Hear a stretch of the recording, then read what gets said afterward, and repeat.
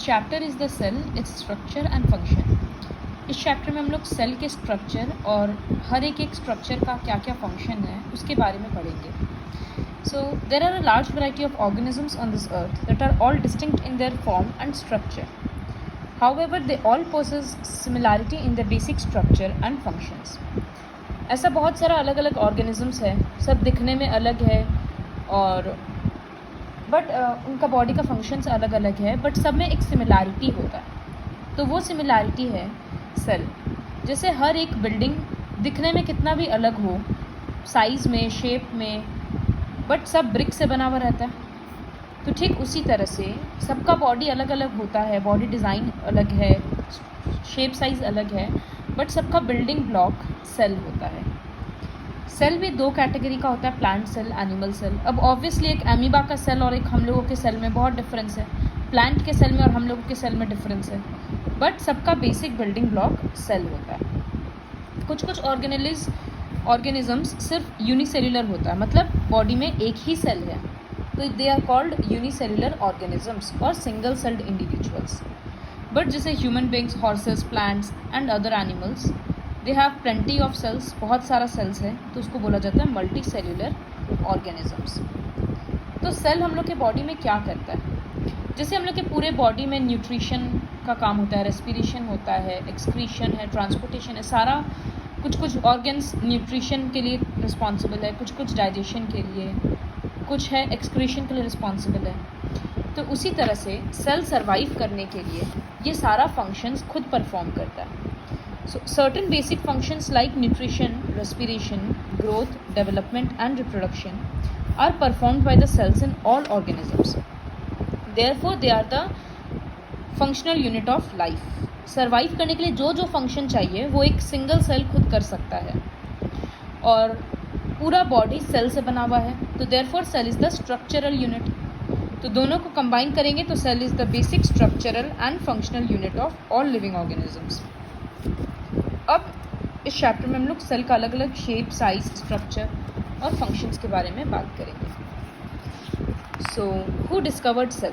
The question arises now. So cell are the basic structural unit of all living organisms. काफ़ी time तक, क्योंकि ये बहुत छोटा है, नेकेड आई से नहीं दिख सकता है, तो काफ़ी टाइम तक सेल कोई डिस्कवर ही नहीं किया था।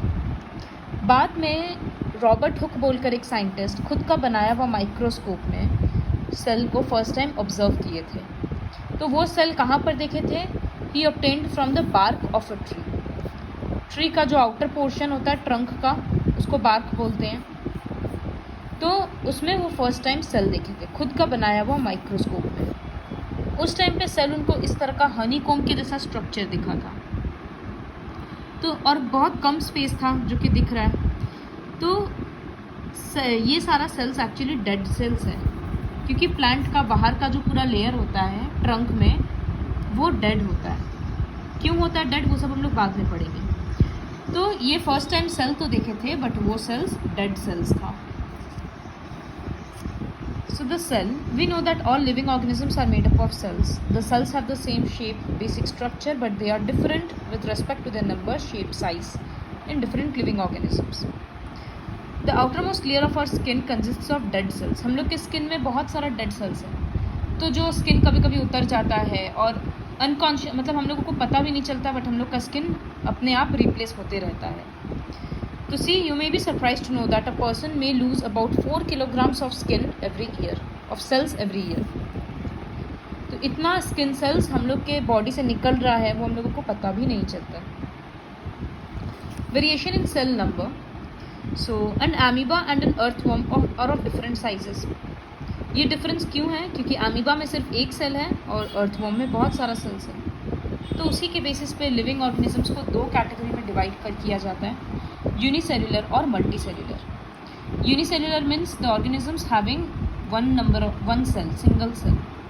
This is euglena, amoeba, paramecium. And multicellular जिसमें बहुत सारा सेल्स है, ह्यूमन्स, बर्ड्स, एनिमल। फिर है सेल का शेप। सेल का शेप सिर्फ अलग अलग ऑर्गेनिजम्स में अलग नहीं होता है, बल्कि एक इंसान के अंदर या एक ही ऑर्गेनिज्म के अंदर बहुत अलग अलग टाइप का सेल होता है। कोई सेल ओवल होता है, कोई स्फेरिकल है, क्यूबॉइडल है, फाइबर लाइक है, पॉलीगोनल है। तो शेप अलग क्यों होता है? शेप इसलिए अलग होता है क्योंकि हर सेल को अलग अलग फंक्शन करना रहता है। तो बॉडी में वो कहाँ पर प्रेजेंट है और उसको क्या फंक्शन करना है, उसके बेसिस पे उसका शेप डिटरमाइन किया जाता है। जैसे नर्व सेल्स को ब्रेन से मैसेजेस दूर दूर तक लेके जाना पड़ता है, तो इसी वजह से नर्व सेल्स लंबा होता है क्योंकि उसको मैसेजेस ट्रांसमिट करना है। Next is cell size. So cell का साइज भी अलग अलग होता है। The smallest cell PPLO, pleuropneumonia like organisms, also called mycoplasma, is about 0.1 micron. ये जो U के जैसे लिखा हुआ है इसको माइक्रॉन बोलते हैं। सो 1 माइक्रॉन इक्वल्स टू 10⁻⁻6 मीटर। जैसे 1 मिलीमीटर होता है 10⁻³ मीटर, उसी तरह से 1 micron equals to 10⁻⁻6 metre. Ostrich egg considered to be the largest cell is nearly 170 millimeter in diameter। तो देखो माइकोप्लाज्मा इतना छोटा है कि हम लोग को दिख नहीं सकता, तो कोई सेल इतना छोटा है कि देख नहीं सकते, कोई इतना बड़ा है कि आराम से देखा जाता है। तो इसीलिए सेल का साइज भी अलग अलग होता है। Now you don't have to read this and you don't have to remember the size, just go through the table once। Learn करने का कुछ नहीं है इसमें। Then this you'll have to learn। ये चीक सेल्स है, मतलब अगर हम लोग अपने मुंह, ये साइंस में एक्सपेरिमेंट कराया जाता है लैब में, अगर हम लोग अपने मुंह के इनर वॉल से, माउथ के इनर लाइनिंग से थोड़ा सेल्स निकालेंगे और उसमें उसको इस तरह से स्लाइड में रखेंगे तो हम लोगों को ये दिखेगा। एक स्टेन डाला जाता है मिथिलिन ब्लू, ताकि सब कुछ कलर हो जाए, तो बाउंड्रीज में कलर आ जाएगा और न्यूक्लियस डार्क हो जाएगा, तो इजीली दिख पाएगा।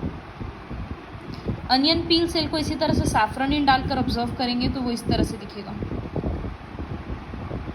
This is the microscopic view of blood cells. तो इसमें पूरा एक्टिविटी पढ़ने का ज़रूरत नहीं है, you just have to learn the name of the stain. Cheek cells के लिए methylene blue, onion peel cell के लिए safranin, like this, and you'll have to remember the photo। Now parts of a cell। So a cell consists of living protoplasm surrounded by a cell membrane। The protoplasm consists of the cytoplasm and the nucleus। तो ये सब बहुत सारा terms इसमें से नया आएगा। So सबसे पहले ये जो एक सेल है, तो ये जो बाहर का लेयर होता है उसको बोला जाता है सेल मेम्ब्रेन, ये जो बाउंड्री होता है। फिर जो अंदर में पूरा सब्सटेंस है, the protoplasm consists of the cytoplasm and the nucleus. तो ये सेल के अंदर जो पूरा है इसको बोला जाता है प्रोटोप्लाज्म। तो प्रोटोप्लाज्म का 2 पार्ट होता है, एक न्यूक्लियस और जो बचा हुआ पोर्शन है वो है साइटोप्लाज्म। साइटोप्लाज्म में क्या होता है, बहुत सारा ऑर्गेनेलीज होता है। जैसे ऑर्गेन्स होता है बॉडी के लिए, वैसे सेल के लिए ऑर्गेनेलीज होता है। So organelles are therefore structures present within a cell that help it to perform its relevant functions। जैसे बॉडी में अलग अलग ऑर्गन्स है जो अलग अलग काम कर रहा है। लंग्स है रेस्पिरेशन के लिए वो करता है, ब्रेन है कंट्रोल कर रहा है, फिर स्टमक है, इंटेस्टाइन है, ये सब डाइजेशन का रोल परफॉर्म करता है। तो इसी तरह से एक सेल में बहुत अलग अलग ऑर्गेनेलीज होता है जो सारा अलग अलग काम करता है। तो सेल का सबसे बाहर का लेयर है सेल मेम्ब्रेन। सबसे बाहर का लेयर होने के कारण इसका काम क्या होता है, सेल मेम्ब्रेन को प्लाज्मा मेम्ब्रेन भी बोलते हैं। तो इसका काम क्या होता है, कोई भी चीज़ अगर सेल के अंदर जाएगा या बाहर जाएगा तो वो कंट्रोल करना सेल मेम्ब्रेन का काम होता है। So it is written the plasma membrane controls the entry and exit of substances as per the requirements of the cell. तो क्या सब्सटेंस है, जैसे वाटर अगर अंदर में कम गया तो अंदर जाएगा, तो वो प्लाज्मा मेम्ब्रेन क्रॉस करके ही जाएगा। गैस को, ऑक्सीजन को, कार्बन डाइऑक्साइड को अंदर जाना है या बाहर आना है, किसी प्रोटीन को अंदर बाहर जाना है, तो ये सारा कंट्रोल प्लाज्मा मेम्ब्रेन ही करता है। प्लाज्मा मेम्ब्रेन के अंदर जो जेल जैसा पूरा सब्सटेंस है उसको बोला जाता है प्रोटोप्लाज्म। बट प्लांट सेल्स में और फंगी और बैक्टीरिया में सेल मेम्ब्रेन के साथ एक बाहर में और लेयर होता है, डबल लेयर होता है। तो ये जो बाहर वाला लेयर है इसको सेल वॉल बोला जाता है। ये एक्स्ट्रा सपोर्ट प्रोवाइड करता है, प्रोटेक्शन प्रोवाइड करता है। So the cell wall is an important covering in plant cells. It provides rigidity and protection to the cell against variations in the environment. See, plants cannot move, तो उनको protection का ज़्यादा ज़रूरत पड़ता है। ठंड में, बारिश में, सब चीज़ में वो एक्सटर्नल इन्वायरमेंट में रहते हैं। एनिमल्स के जैसे वो इधर उधर जाकर छुप नहीं सकते, तो इसी वजह से उनको ज़्यादा प्रोटेक्शन चाहिए। सो सेल वॉल से वो प्रोटेक्शन मिलता है। It also gives a definite shape, size and support to the cell. ये सेल वॉल का फंक्शन होता है। So in this video we learn about we have learned about cell membrane and the basic concept of cell, कि cell क्या है और unicellular, multicellular, ये सब के बारे में पढ़े। सेल का शेप किस पे डिपेंड करता है उस चीज़ के बारे में पढ़े। Will complete the rest of the chapter in the next video.